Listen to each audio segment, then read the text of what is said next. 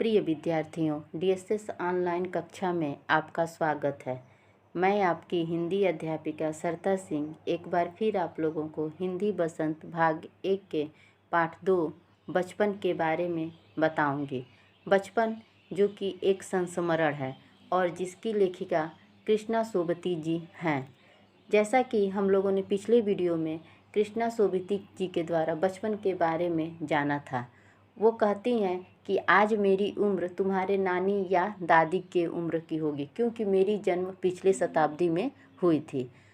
लेकिन परिवार के लोग उनको जीजी कहते हैं। वो कहती हैं कि बचपन में उन्हें रंग बिरंगे कपड़े पहनने का शौक़ था, लेकिन जैसे जैसे उनकी उम्र बढ़ती गई आज वो हल्के और सफ़ेद रंग के कपड़े पहनना पसंद करती हैं। वह कहती हैं कि रविवार के दिन वह मोजे स्वयं धोया करती थी और जूतों को पालिश करके चमकाती थी, क्योंकि नौकर चाकर को करने की इसकी सख्त मनाही थी। वह कहती हैं शनिवार के दिन उन्हें ऑलिव ऑयल या कैस्टर ऑयल पीना पड़ता था, जिसकी गंध उन्हें बिल्कुल पसंद नहीं थी। वो बताती हैं कि हमारे ज़माने में और तुम्हारे ज़माने में क्या अंतर है। उसके बारे में वो बताती हैं कि पहले घरों में ग्रामोफोन, रेडियो और टेलीविज़न नहीं हुआ करते थे और समोसा और कचौड़ी पैटीज में बदल गए हैं। सहतूत और फालसे के शरबत कोल्ड ड्रिंक में बदल गए हैं और जो अनारचूड़ के दाने और चना जोर गरम वो पहले भी मिला करते थे, वो आज भी दिखने को मिलते हैं। आज हम इसके आगे के भाग को पढ़ेंगे और उसकी व्याख्या करेंगे। कुछ बच्चे पुड़िया पर तेज मसाला बुरकवाते। पूरा गिरजा मैदान घूमने तक यह पुड़िया चलती। एक एक चना पापड़ी मुंह में डालने और कदम उठाने में एक खासी लय रफ्तार थी। छुटपन में हमने शिमला रिज पर बहुत मज़े किए हैं। घोड़ों की सवारी की है। शिमला के हर बच्चे को कभी न कभी यह मौका मिल ही जाता था। उसके बाद कृष्णा सोबती जी कहती हैं कि जो चनाचूर गरम मसाला था और अनारचूड़ के दाने थे, तो उस पे बच्चे अपने स्वादानुसार मसाला को छिड़कवाते रहते, जो जैसे जिसको पसंद था। किसी को तीखा, किसी को हल्का तीखा, जैसे जिसको अपने स्वाद के अनुसार उस पर मसाला क्या करते, छिड़कवाते। और जो पूरा गिरजा मैदान वहाँ का था, वहाँ घूमते घूमते वह पुड़िये में से एक एक चना की पापड़ी मुंह में डालते और अपने कदम को एक खास लय रफ्तार की तरह बढ़ाते रहते थे। उसके बाद वो कहती हैं कि बचपन में हम लोगों ने शिमला रिज पर बहुत ही मज़े किए हैं। घोड़ों की सवारी की है और यह घोड़ों की सवारी करना हर बच्चे को कभी न कभी इसका मौका मिल ही जाता था। हम जाने क्यों घोड़ों को कुछ कमतर करके समझते, उन पर हंसते थे। ननिहाल के घोड़े खूब हष्ट पुष्ट और खूबसूरत, उनकी बात फिर कभी। शाम को रंग बिरंगे गुब्बारे, सामने झाखू का पहाड़, ऊंचा चर्च की घंटियां बजती तो दूर दूर तक उनकी गूंज फैल जाती। लगता है इनके संगीत से प्रभु यीशु स्वयं कुछ कह रहे हैं। तो यहाँ पे दिया है बेटा कमतर। कमतर मिस होता है कम अच्छा, और हष्ट पुष्ट मिस होता है बेटा ताकतवर। तो वो कहती हैं कि पता नहीं क्यों जो शिमला में हम लोग घोड़ों को देखते थे उसे हम लोग को अच्छा नहीं समझते थे, उनके देखकर हम लोग हंसते थे। और जो हमारे ननिहाल के घोड़े थे, हमारे जो मामा यहाँ के घोड़े थे, वो बहुत ही हष्ट पुष्ट अर्थात ताकतवर थे और खूबसूरत भी दिखते थे। उनकी बात मैं फिर कभी करूँगी। उसके बाद वो कहती हैं कि जब भी शाम होता था शिमला में, तो वहाँ पे रंग बिरंगे क्या होते थे, गुब्बारे लग जाते थे। और जो जाखू, और सामने क्या होता था, जाखू का पहाड़, उसी के पास ऊंचा एक चर्च हुआ करता था। और जब भी चर्च की घंटियां बजती तो उसकी क्या होती है, वो दूर दूर तक फैल जाती हैं। जब घंटियां चर्च की बजती तो दूर दूर तक क्या होती है, सुनाई देने लगती है। और जैसे लगता है कि उसके संगीत से जो ईश्वर यीशु हैं हमें कुछ न कुछ कह रहे हैं। सामने आकाश पर सूर्यास्त हो रहा है। गुलाबी सुनहरी धारियां नीले आसमान पर फैल रही हैं। दूर दूर फैले पहाड़ों के मुखड़े गहराने लगे और देखते देखते बत्तियां टिमटिमाने लगी। रिज पर रौनक और माल की दुकानों की चमक के भी क्या कहने। इस कैंडल पॉइंट की भीड़ से उभरता कोलाहल। कोलाहल का अर्थ होता है बेटा शोर। उसके बाद बताती हैं कि जैसा कि आप लोग को पता ही है कि जो शिमला है वो पहाड़ी क्षेत्र है और वहाँ पे हमेशा बर्फ़ गिरते रहते हैं। तो वहाँ जब भी सूर्यास्त होता है वो देखने लायक होता है। वहाँ का सूर्यास्त जब शाम को सूर्य डूबता है तो वो देखने में बहुत ही अच्छा लगता है। उसके बाद कहती हैं जब जब भी सूर्यास्त वहाँ होता था और शाम को जब बत्तियाँ जलती थी तो सारे दुकानों यानी रिज की जितनी मतलब शिमला रिज की जितनी भी दुकानें और मॉल थी उनकी रौनक क्या होती थी, चमक उठ जाती थी। मतलब जब भी बत्तियाँ जलती थी तो वहाँ चमकने लगती थी। और स्कैंडल पॉइंट की भीड़ से उभरता हुआ और जो वहाँ पे स्कैंडल पॉइंट था वहाँ शोर से क्या होता था, पूरा भीड़ उभर जाता था। वहाँ लोग क्या होते थे, इकट्ठे हो जाते थे।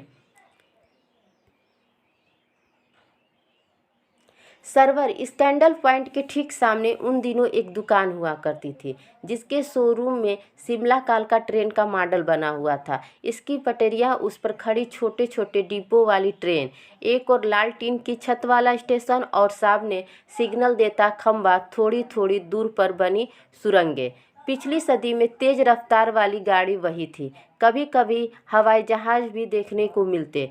दिल्ली में जब भी उनकी आवाज़ आती बच्चे उन्हें देखने बाहर दौड़ते।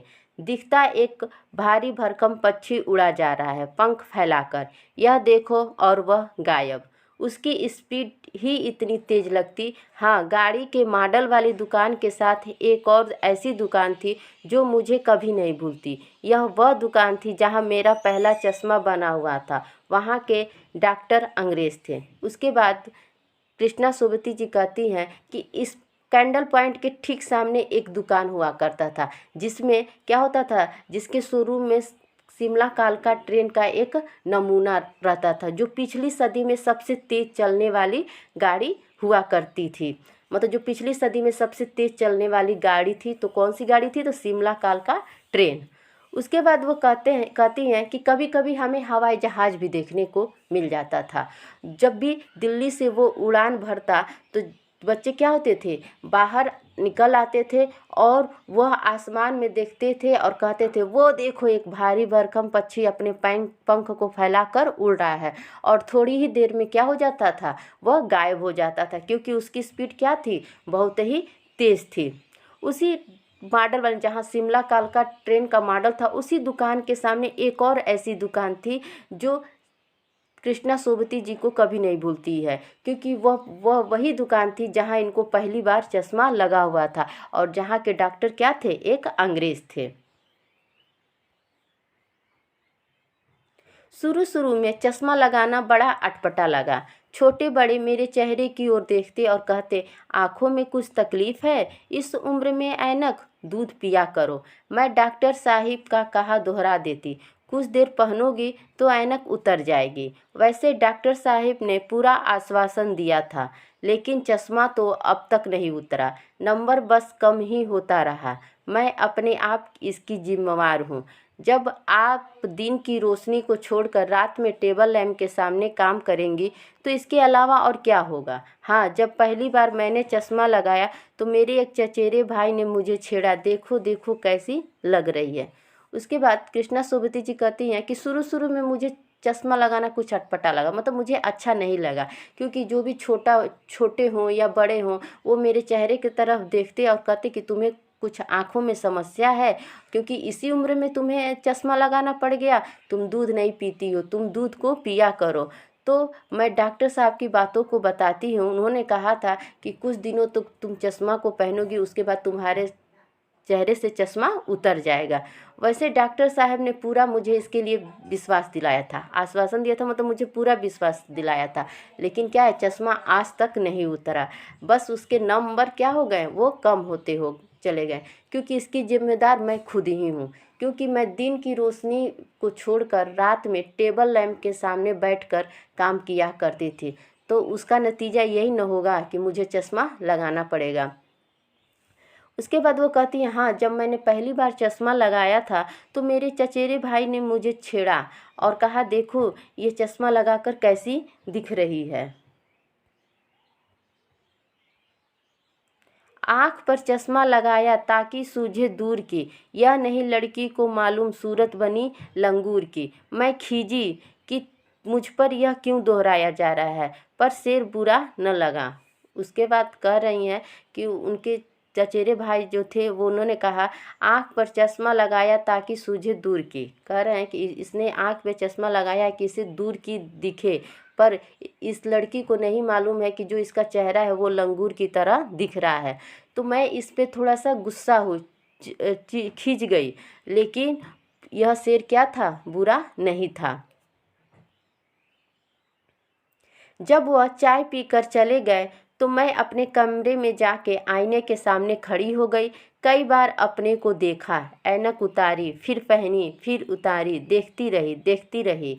सूरत बनी लंगूर की, नहीं नहीं, हाँ हाँ। मैंने अपने छोटे भाई का टोपा उठाकर सिर पर रखा। कुछ अजीब लगा, अच्छा भी और मजाकिया भी।